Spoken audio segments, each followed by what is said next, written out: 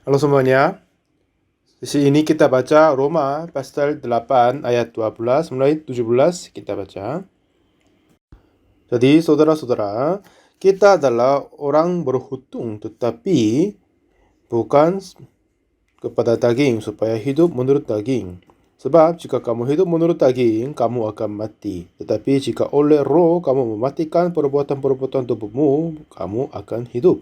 Semua orang yang dipimpin oleh roh Allah adalah anak-anak Allah. Sebab kamu tidak menerima roh perbuatan-perbuatan yang membuat kamu menjadi takut lagi, tetapi kamu lagi menerima roh yang menjadikan kamu anak Allah. Oleh roh itu kita berseru, ya Bapa, ya Bapa. Roh itu bersaksi bersama-sama dengan roh kita bahawa kita adalah anak-anak Allah. Dan jika kita adalah anak, maka kita juga adalah ahli waris. Maksudnya, orang-orang yang berhak menerima janji-janji Allah, yang akan menerimanya bersama-sama dengan Kristus, yaitu jika kita menderita bersama-sama dengan Dia, supaya kita juga dipermuliakan bersama-sama dengan Dia. Di Yohanes pasal 1 ayat 12 berkata, tetapi semua orang yang menerimanya diberinya kuasa supaya menjadi anak Allah, yaitu mereka yang percaya dalam namanya, berkata. Jadi orang-orang yang menerima keselamatan dan dia menjadi anak-anak Allah, menjadi anak putri dan putranya. Setelah kita menjadi anak-anak Tuhan dan Tuhan telah memberi kasih karunia kepada kita, tidaklah bukan emas atau perak atau rumah, mobil, tetapi Tuhan telah mengangkat kita jadi anaknya. Dia berkata, kamu adalah anakku, anak laki-laki, anak perempuan. Seperti Tuhan telah memberi kuasa jadi anaknya. Jadi Alkitab selalu berkata, jika kita adalah anak Tuhan, kita adalah ahli waris, dan semua kuasa dan bijak dan semua segalanya kita akan mempunyai berhak untuk menerimanya, maksudnya.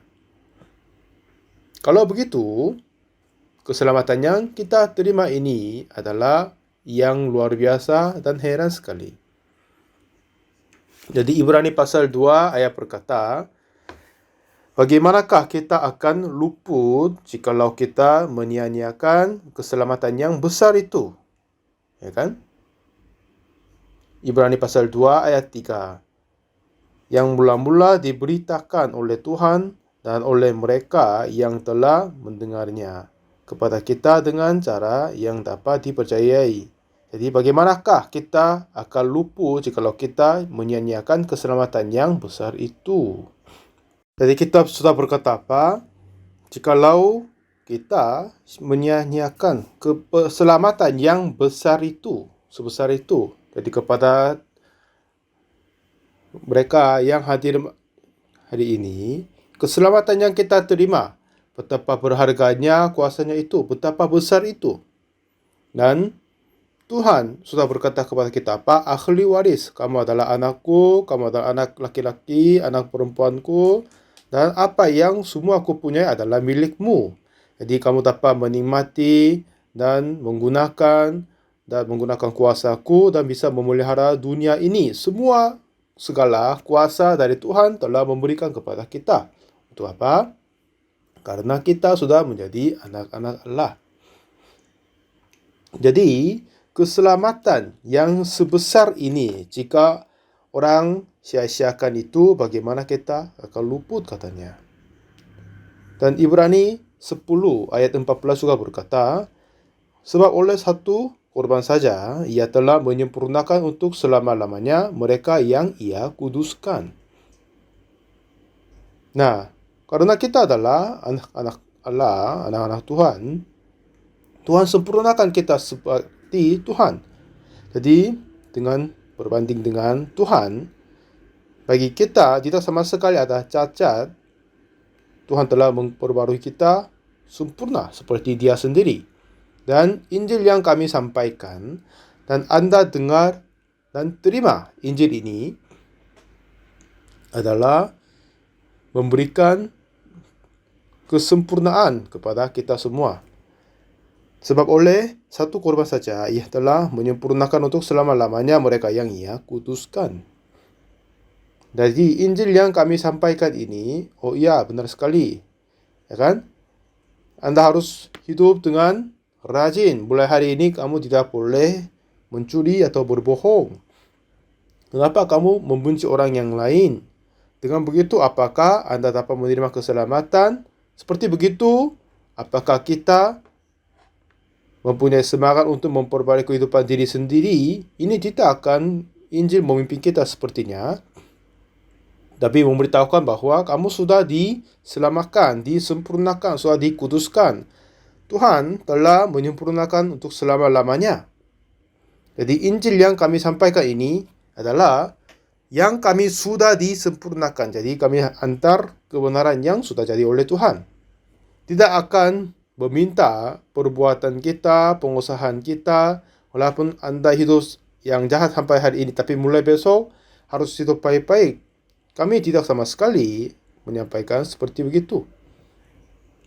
Jadi Anda orang adalah sudah menerima keselamatan Tuhan oleh darah Yesus di atas kayu salib, dan kuasanya telah menyempurnakan Anda untuk selama-lamanya. Anda sudah dibenarkan, Anda sudah dikuduskan.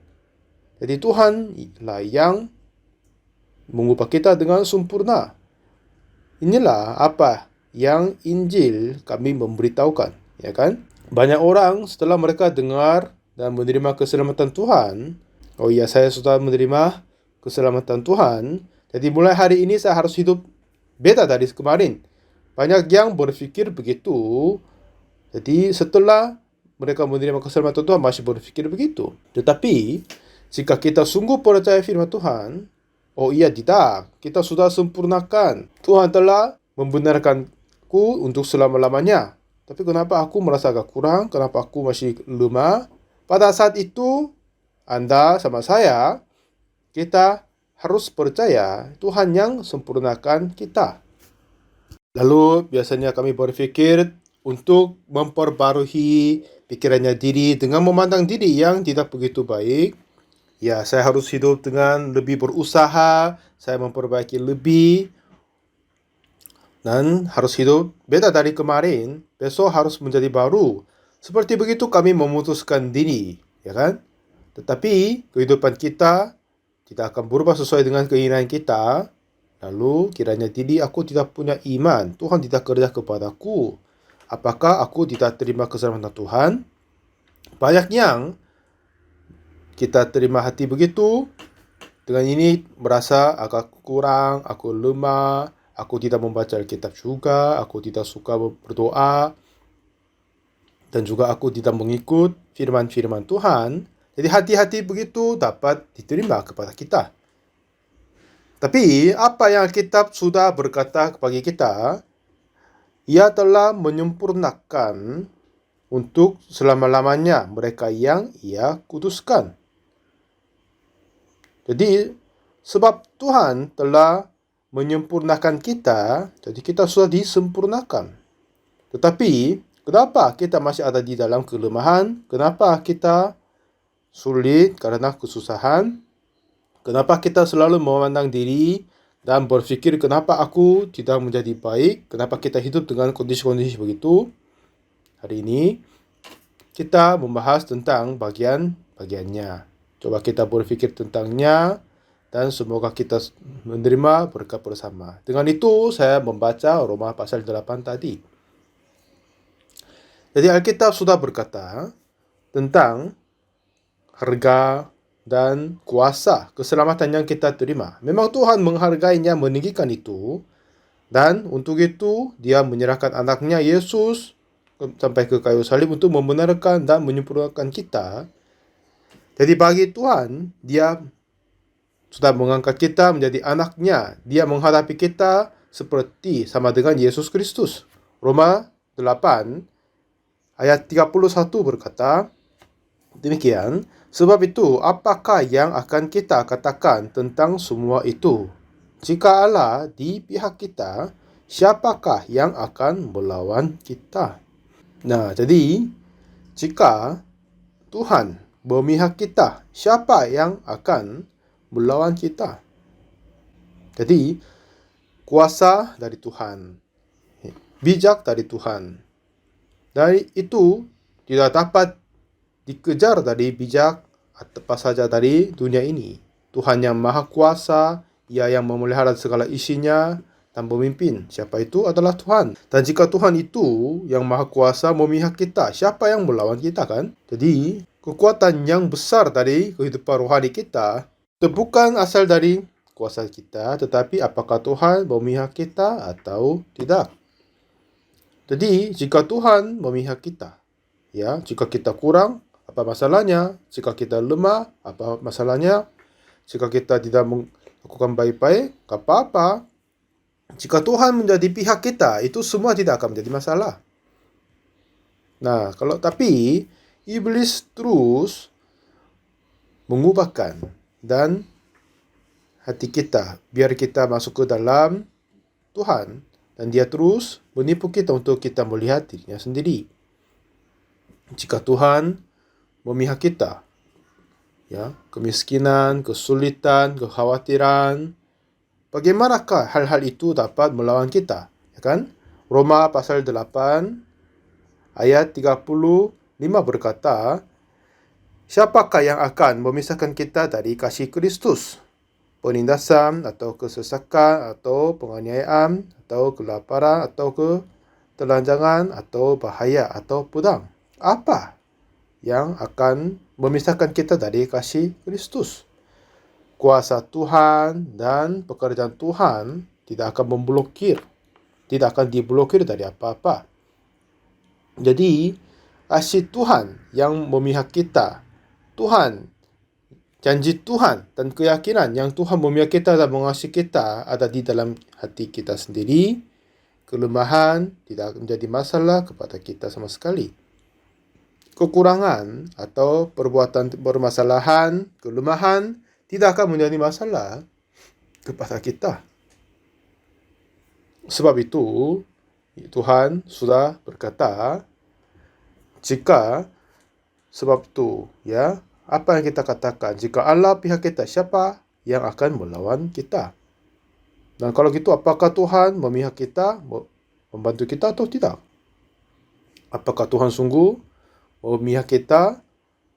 Walaupun saya ada banyak kekurangan, aku tidak bisa maju dengan berani dengan iman, aku jatuh ke dalam keinginan-keinginan daging dan merasa sulit. Tetapi apakah Tuhan sudah menjadi pihak saya? Tetapi Tuhan sudah menulis kenapa Tuhan menjadi memihak kita. Ayat 32 berkata, Ia yang tidak menyayangkan anaknya sendiri, tetapi yang menyerahkannya bagi kita semua. Bagaimanakah mungkin Ia tidak mengaruniakan segala sesuatu kepada kita bersama-sama dengan Dia? Jadi, Tuhan tidak menyayangkan anaknya sendiri dan menyerahkan anaknya itu kepada kita semua.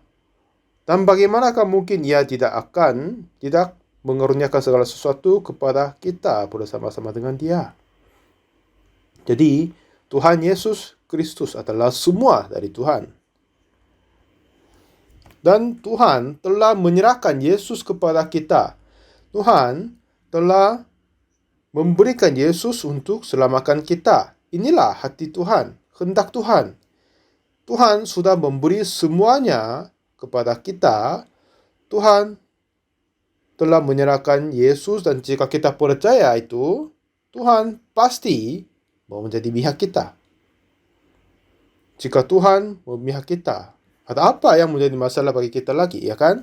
Tidak sama sekali ada di dalam duniawi ini. Kekurangan, kesulitan tidak akan menjadi masalah kepada kita.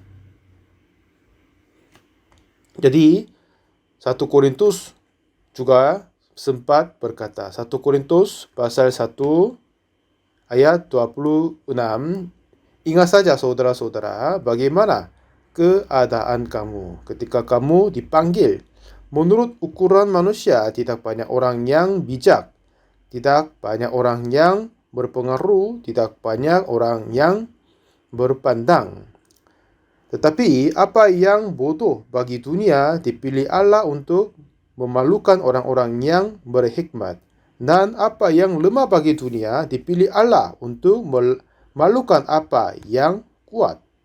Dan apa yang tidak terpandang dan yang hina bagi dunia dipilih Allah. Bahkan apa yang tidak berarti dipilih Allah untuk meniadakan apa yang berarti. Seperti begitu Tuhan pilih kita.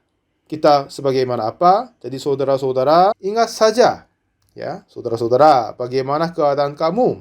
Kita terpanggil dari Tuhan. Anda juga terpanggil Tuhan. Dan Alkitab bilang apa? Tuhan panggil kita sebagai apa? Menurut ukuran manusia, tidak banyak orang yang bijak, tidak banyak orang yang berpengaruh, tidak banyak orang yang terpandang. Aku sungguh tahu, aku ini adalah orang seperti begitu. Dan bagaimana Anda? Memang Tuhan sudah berkata, ya, Dia memanggil orang-orang yang tersebut yang tadi. Memang kita juga adalah seseorang daripada beberapa macam yang tadi. Nah, jadi apa? Memang ada yang bijak tapi tidak banyak. Ada yang pengaruh tapi tidak banyak juga. Dan ada yang terpandang tapi tidak banyak juga. Ya, memang ada sedikit. Tapi bagi saya tidak ada terpandang, tidak ada bijak, tidak berpengaruh juga. Ya kan? Bagi saya tidak mempunyai apa-apa. Tetapi, kenapa memilih aku yang seperti ini dan panggil aku? Kenapa Tuhan pilih saya dan panggil saya yang itu? Ayat 27. Tetapi apa yang bodoh bagi dunia dipilih Allah untuk melakukan orang-orang yang berhikmat, dan apa yang lemah bagi dunia pilih Allah untuk memalukan apa yang kuat. Dan bagaimana Tuhan memilih untuk memalukan mereka yang kita tidak belajar, tidak mempengaruhi, tidak terpandang? Bagaimanakah kita memalukan orang yang kaya dan bijak di dunia ini? Kita dipanggil dengan kondisi tidak pengaruh, tidak terpandang. Memang kita masih begitu kan? Kalau begitu, ini agak jauh kehendak Tuhan yang panggil kita.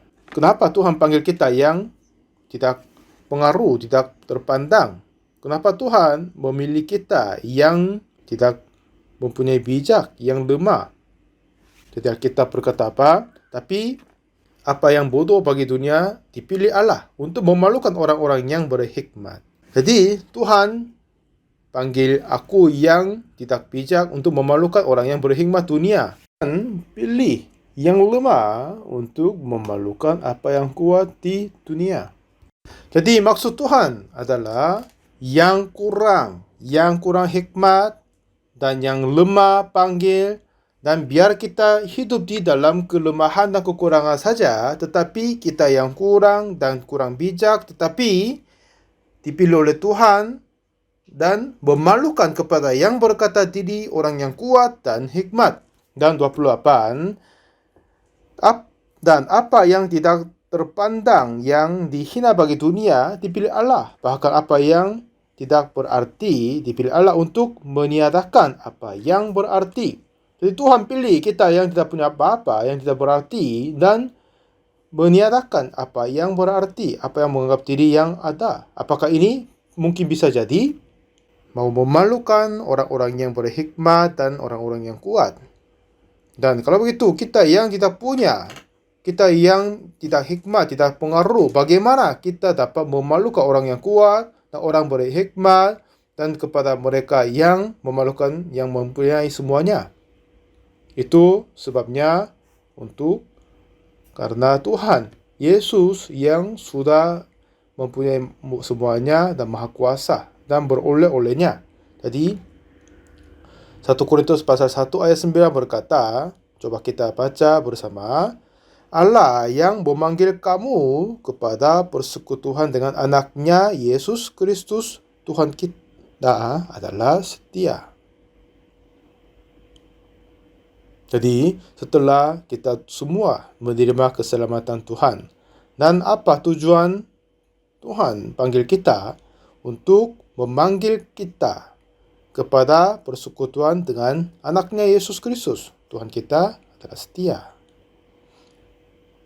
Jadi, Tuhan panggil kita, biar kita suruh kita untuk melakukan sesuatu, tetapi panggil kita untuk bersekutu dengan Yesus Kristus. Biar kita bersahabat dengan Yesus Kristus. Di dalam kitab, katanya besi menajamkan besi.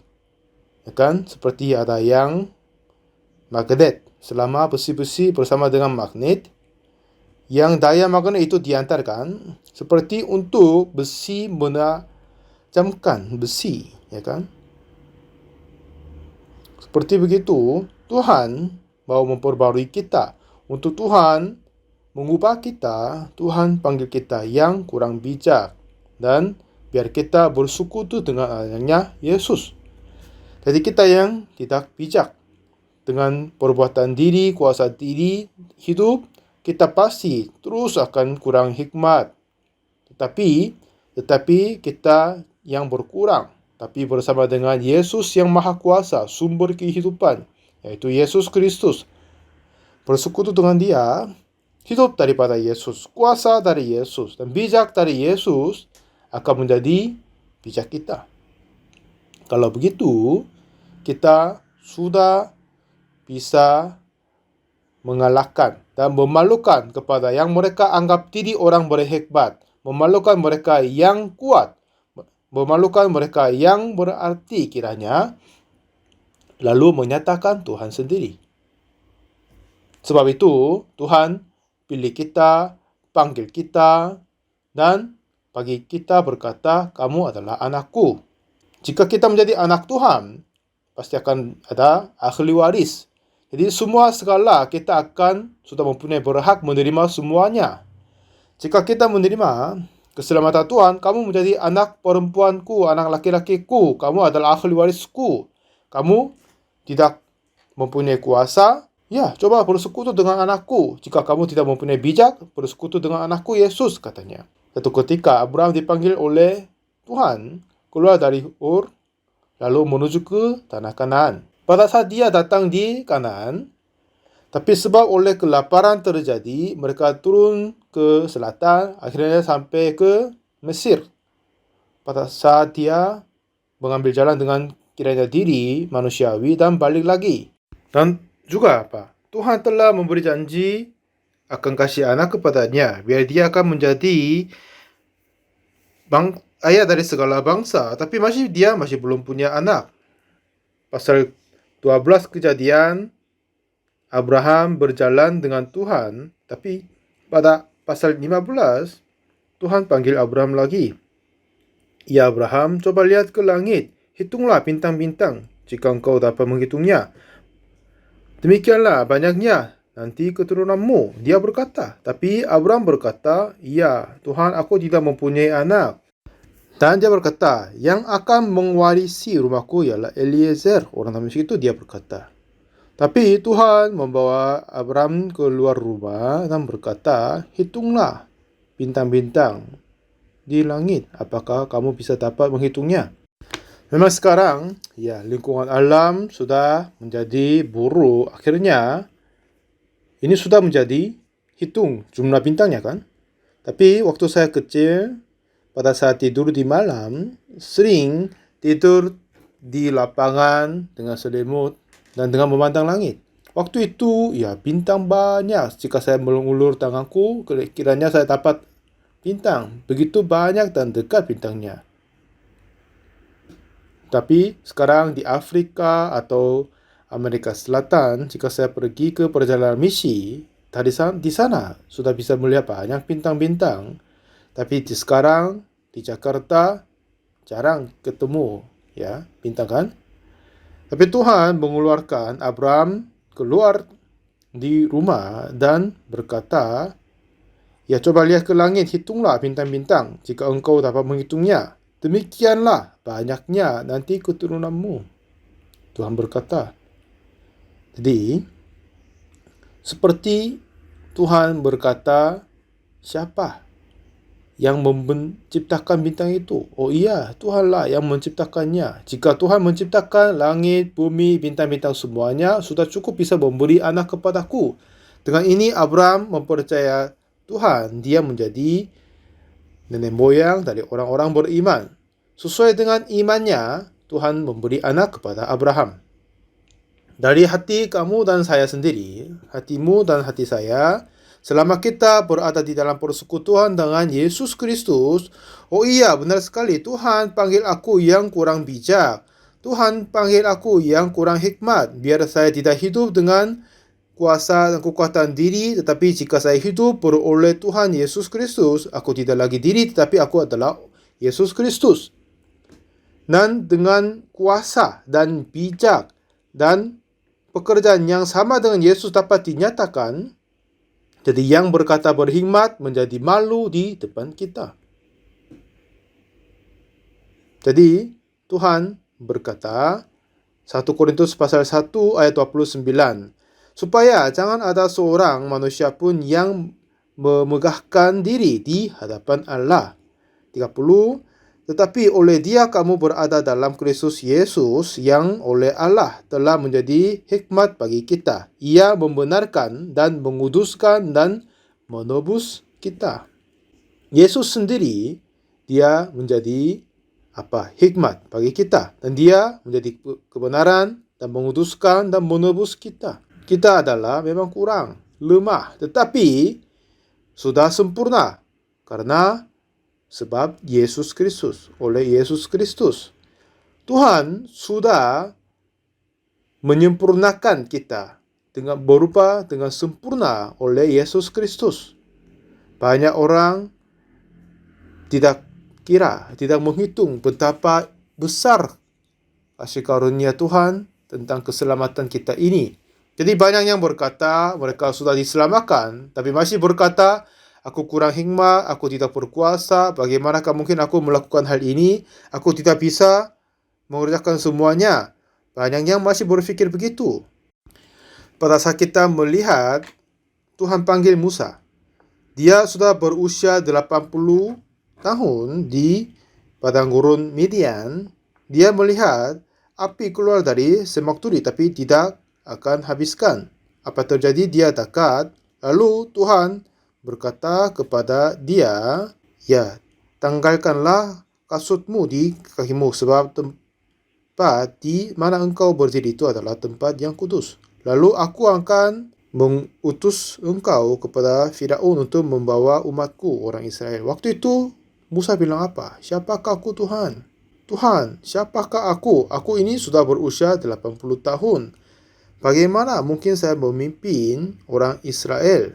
Tuhan, tolong mengutus kepada yang bisa melakukannya. Seperti begitu Musa, ya, dia kiranya sendiri, aku tidak bisa menerima pimpinan dari Tuhan. Dan bagaimana Anda berpikir? Apakah Anda bisa percaya bahwa Anda cocok dengan dipakai oleh Tuhan? Anda yang kurang hikmat, kurang ajar, walaupun aku yang kurang hikmat, tapi aku sudah sempurna di pandangan Tuhan. Aku sudah kudus, sudah cukup, tidak ada kekurangan untuk dipakai oleh Tuhan. Apakah Anda percaya begitu? Musa tidak. Terus ia berkata, ya Tuhan, utuslah kira siapa saja yang patut kau utus. Tapi Tuhan berkata, lemparkan tongkatmu menjadi ular. Lalu peganglah itu menjadi tongkat. Masukkan tangan di jubahmu menjadi sakit kusta. Masuk lagi dan sembuh dia. Seperti kuasa hikmat yang sudah dikasih lihat kepada Musa, tapi dia terus berkata, aku tidak mungkin bisa. Tuhan sudah memberi kuasa, tapi dia terus berkata, aku tidak bisa. Dia berkata, ya Tuhan, aku tidak bisa omong baik-baik. Aku berat mulut dan berat lidah, dia berkata. Terus Tuhan mau memimpin Musa untuk mengangkat dia menjadi pimpinan negara Israel. Tapi Musa terus berkata hal-hal dari diri sendiri. Aku tidak bisa, terusnya. Kita juga begitu kan? Kita adalah orang-orang begitu. Aku, berat mulut dan berat lidah.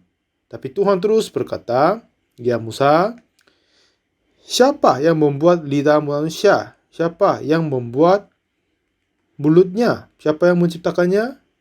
Siapa menciptakan tubuh kita? Adalah Tuhan kan? Nah, Tuhan yang berkata dia mengisi firman di dalam kita, jika Dia memberi kuasa di dalam hikmat kita, kalau begitu ada apa kekurangan kepada kita? Walaupun begitu, Musa terus berkata tentang hal-hal dirinya sendiri. Aku ini adalah seperti begitu. Bagaimanakah saya bisa dipimpin oleh Tuhan? Seperti yang tadi, Roma pasal 8 mengajar tentang hal itu.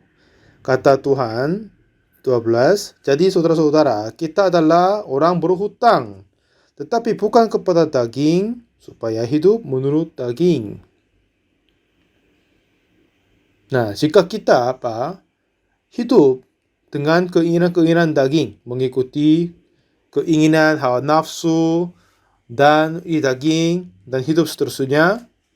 Kalau begitu, kenapa Tuhan berkata, kenapa kau hidup menurut daging? Apakah ada aku kurang dari aku, Tuhan? Apakah aku yang lemah?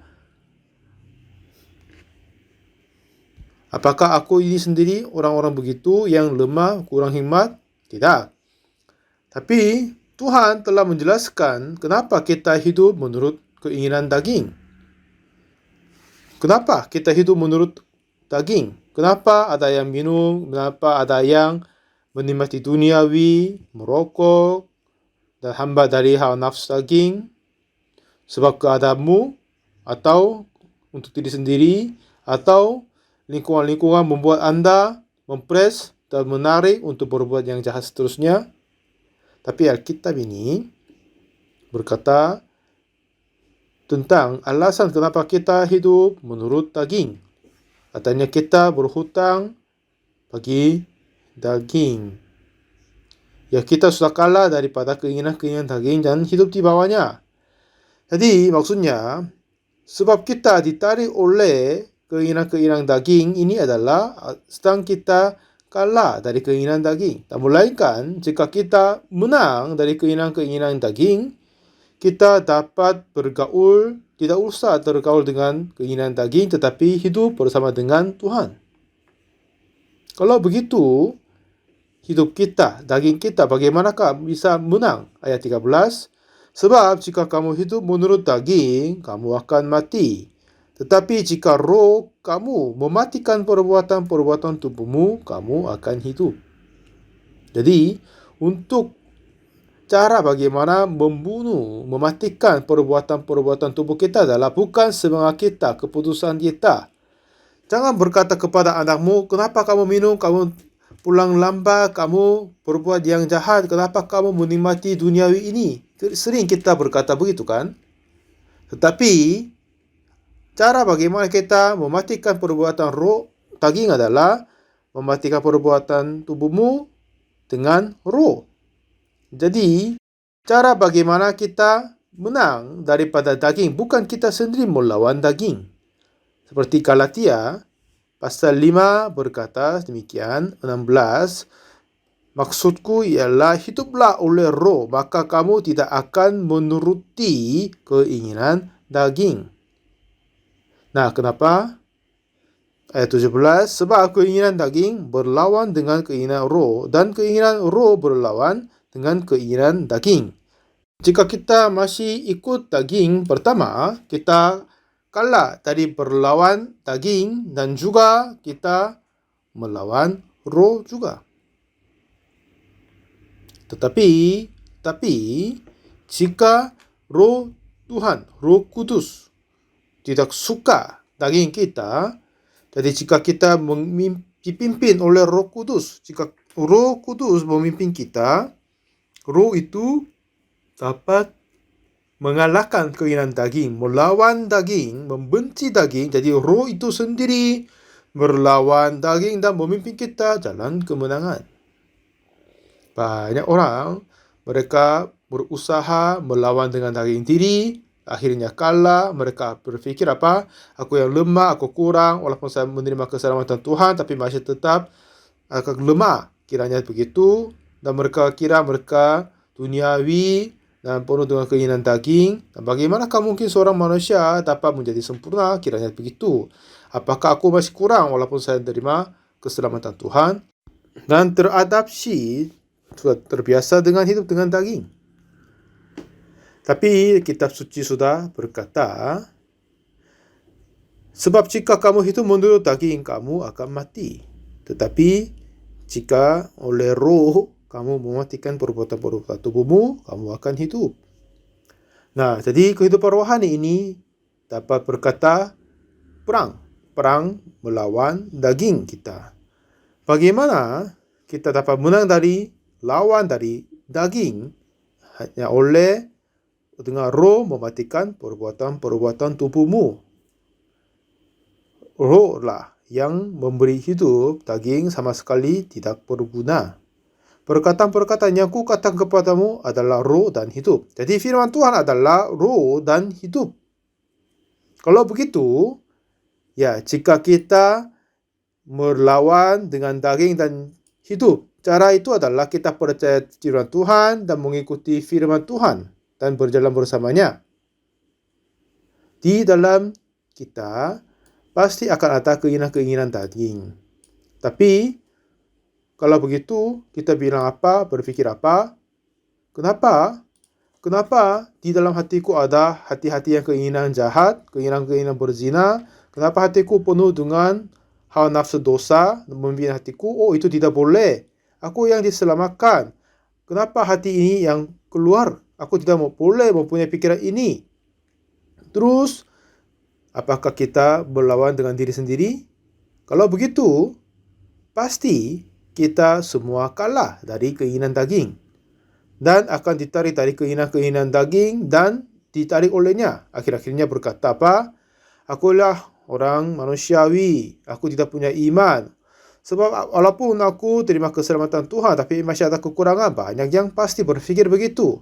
Dengan itu, apa yang berkata dia kalah dari berhutang kepada daging dan hidup di bawahnya. Walaupun tidak.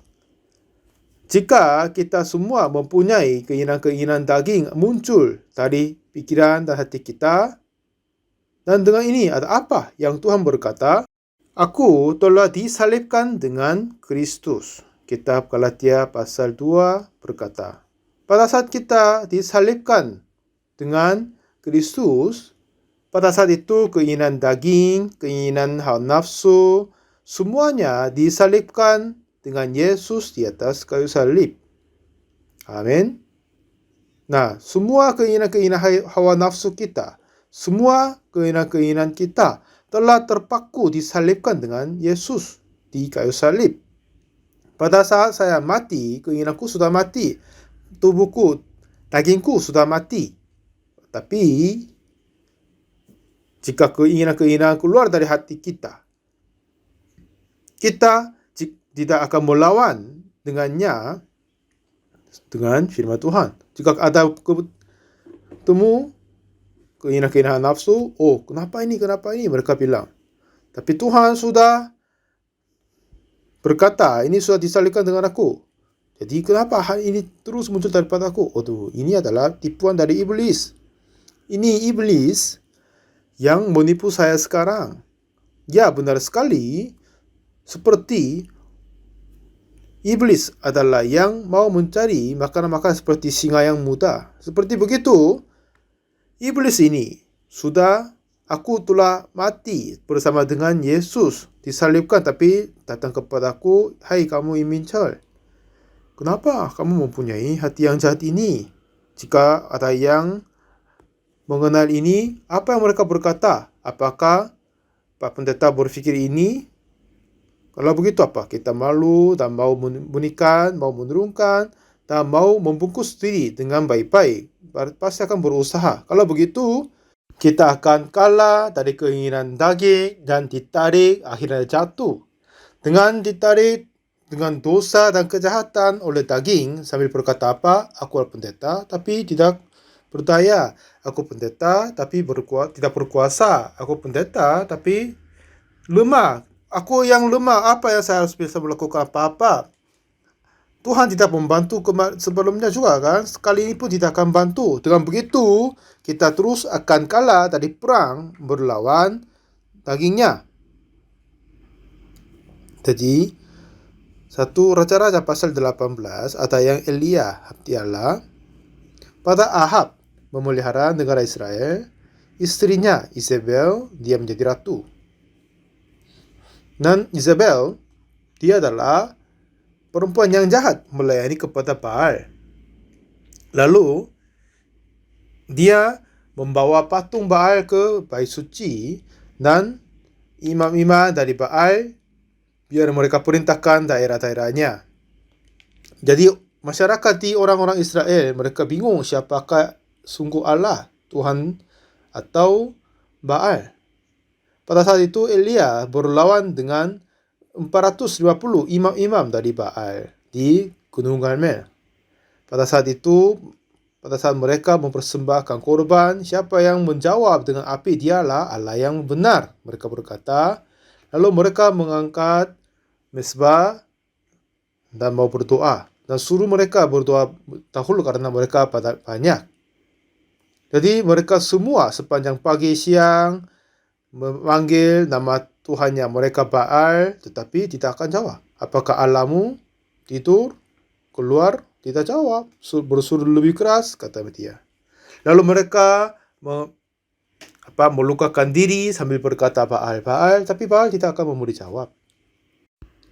Waktu itu Elia suruh kepada orang-orang menggali tanah di sekitar mesbah-mesbah yang dia buat, lalu suruh lagi menuang air di sana.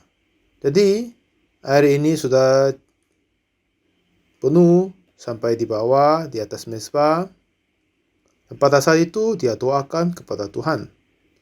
Tuhanku, Allahku, jawablah kepadaku dengan api. Pada saat itu Tuhan turunkan api ke mesbah dibuat dari Elia dan menyatakan diri Tuhan sendiri adalah Allah yang sebenarnya.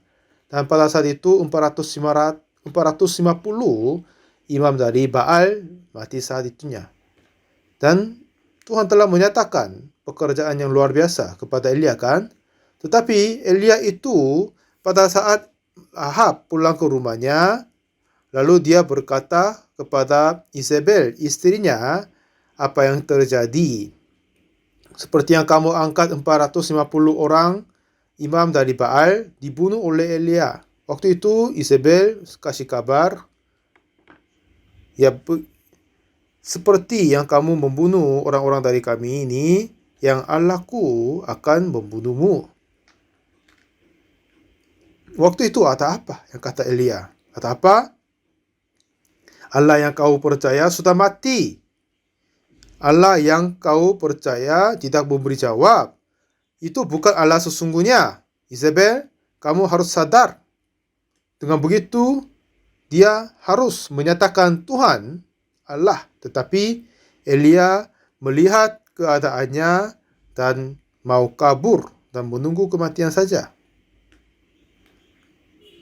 Seperti Tuhan memberi roti dan air biar menghibur hatinya, tapi Elia terus berkata, ya Tuhan, aku tidak mempunyai daya lagi, aku tidak bisa lanjut, Ahab mau membunuh aku, siapa?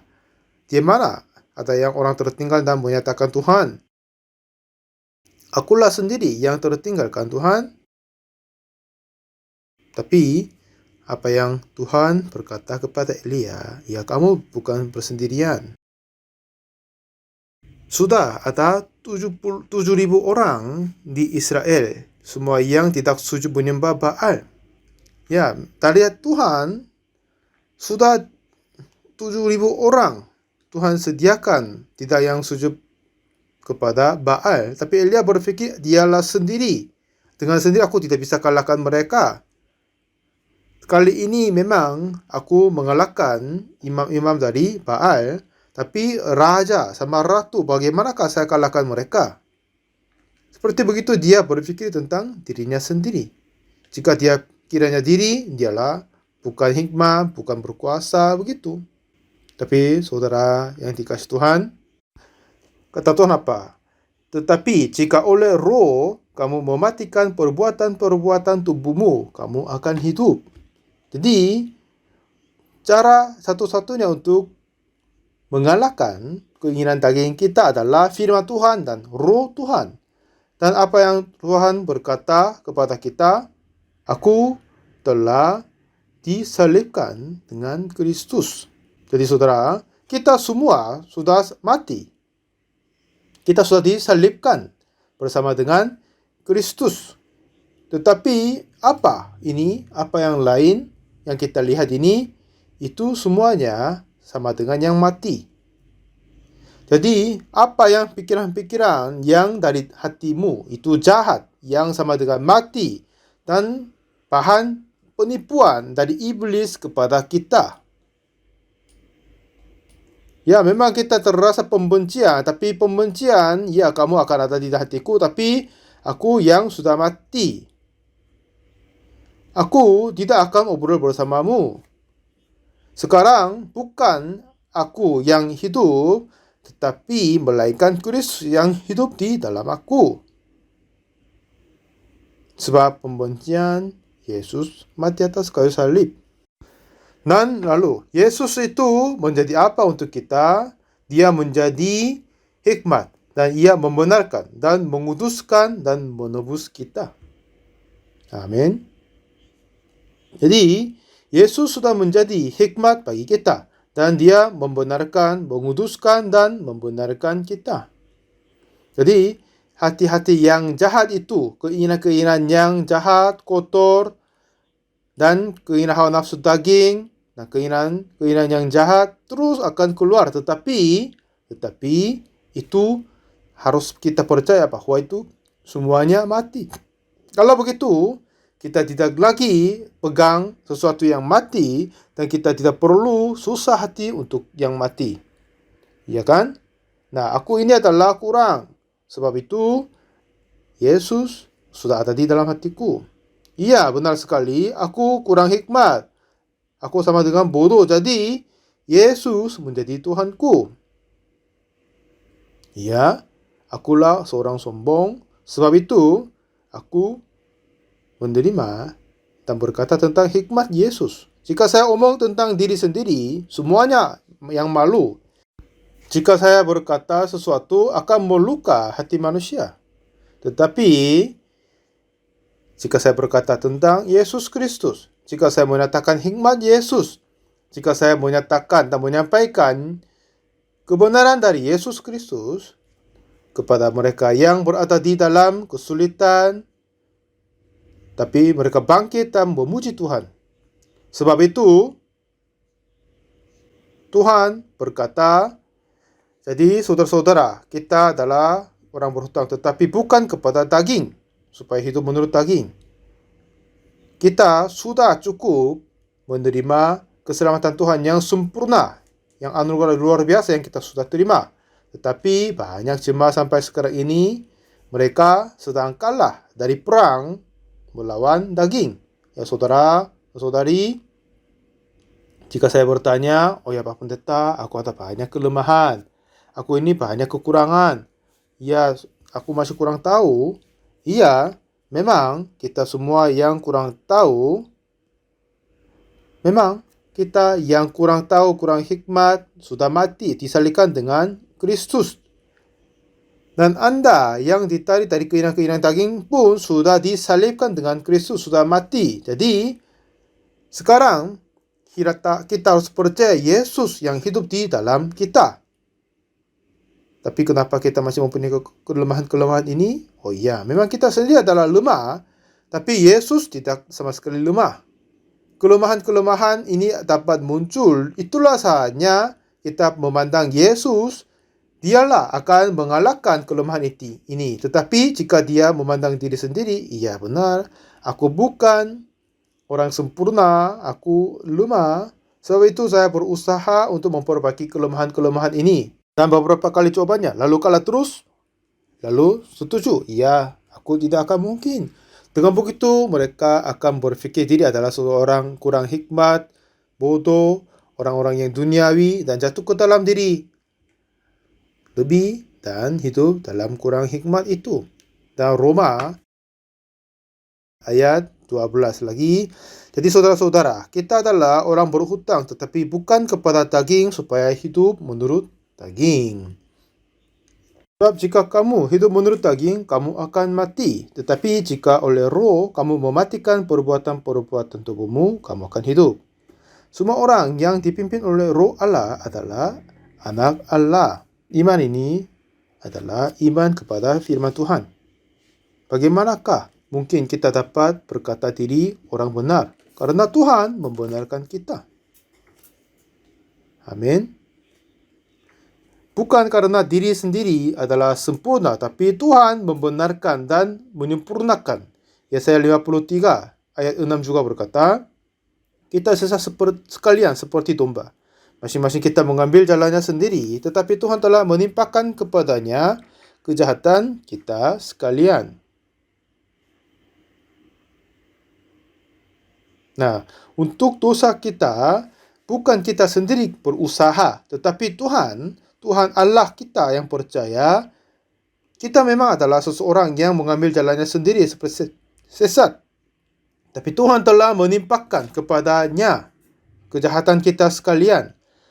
Bukan kita sendiri yang menimpakan kepada Yesus untuk tanggung dosa kita, tapi Tuhan sendiri menimpakan kepada Yesus dosa kita semua, kejahatan kita semua.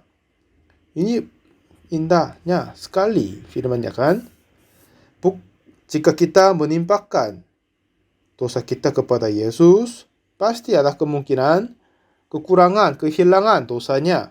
Tetapi dosa kita ini yang tertulis di mesbah-mesbah dan loh hati kita adalah Tuhan. Dan Dia sendiri menanggungkan kepada Yesus, ya, tidak ada kekurangan, tidak ada yang cacat, tidak ada yang hilang. Dengan sempurna, Ia telah menimpakan kepada Yesus. Lalu Yesus menanggung dosa kita dan untuk kita Dia mati atas kayu salib. Nah, lalu dengan ini kita disalibkan bersama dengan Kristus dan mati bersama, dikubur bersama, bangkit bersama, dan kita menjadi orang-orang dari Tuhan. Nah, anugerah yang luar biasa ini bilang apa? Ayat 14. Semua orang yang dipimpin oleh Roh Allah adalah anak Allah. Jadi Tuhan telah membenarkan dan kita percaya itu adalah percaya Tuhan.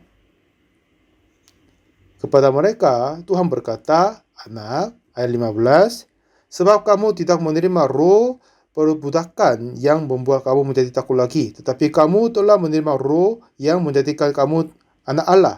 Oleh roh itu kita berseru, ya Bapa, ya Bapa. Biar kita panggil Tuhan Bapa. Seperti gampang begitu kan? Apakah Anda agak malu memanggil Tuhan menjadi Bapa?